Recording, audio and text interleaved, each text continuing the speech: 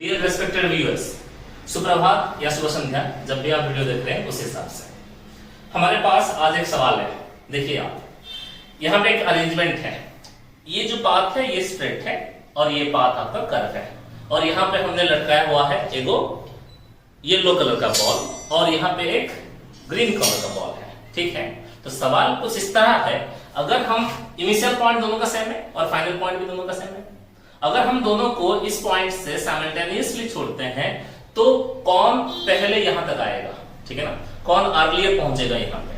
ठीक है, तो चलिए यहाँ पे कुछ स्टूडेंट्स हैं हमारे, इनको पूछते हैं। क्या लगता है आपको? येलो। आपको क्या लगता है? साइमल्टेनियसली। आपको क्या लगता है? ग्रीन। अच्छा, आपको क्या लगता है? येलो। तो चलिए आप भी बताइए व्यूअर्स कि आपको क्या लगता है कि ये दोनों में से ग्रीन और येलो में से कौन पहले पहुंचेगा। ठीक है, तो चलिए चेक करते हैं कि कौन पहले पहुंचता है। रेडी, 3, 2, 1, गो।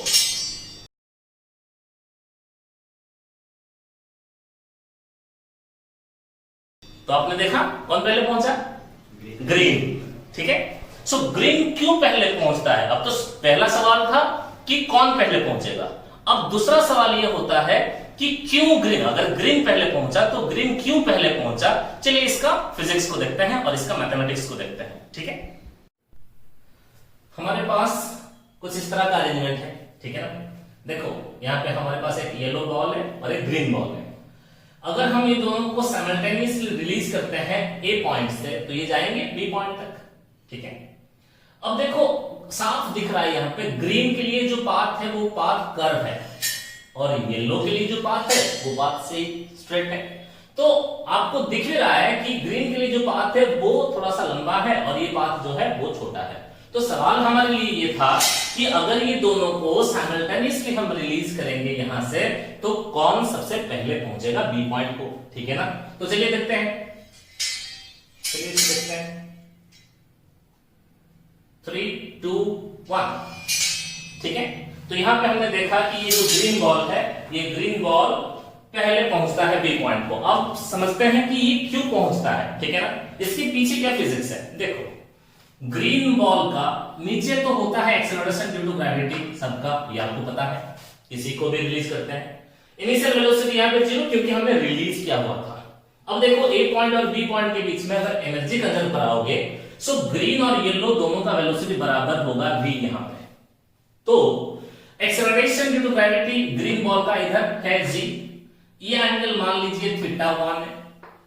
तो इस तरफ अलोंग इट्स पाथ इसका एक्सेलरेशन हो जाएगा, acceleration of green will be a cos θ1। समझ में आया? ठीक वैसा ही येलो बॉल का भी नीचे वर्टिकली डाउनवर्ड एक्सेलरेशन होता है g, लेकिन इसने कुछ एंगल थीटा बनाया हुआ है। तो along it's motion, along its path इसका जो एक्सेलरेशन होता है येलो का वो हो जाएगा g cos θ2। ठीक है, देखिए acceleration of green ball is ये होगा g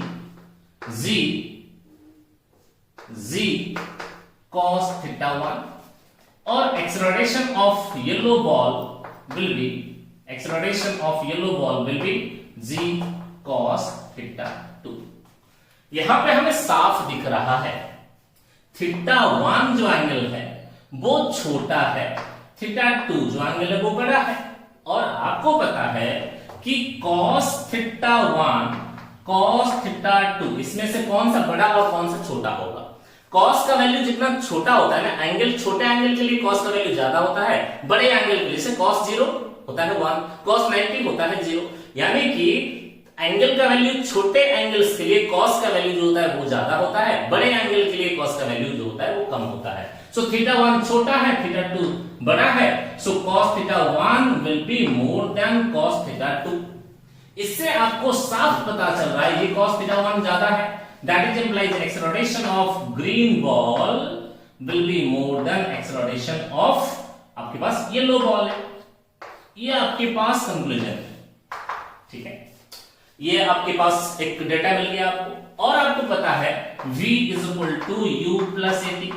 देखो दोनों का हमने रिलीज किया हुआ था, यानी कि इनिशियल वेलोसिटी 0 था, इसमें समझने में कोई दिक्कत नहीं है।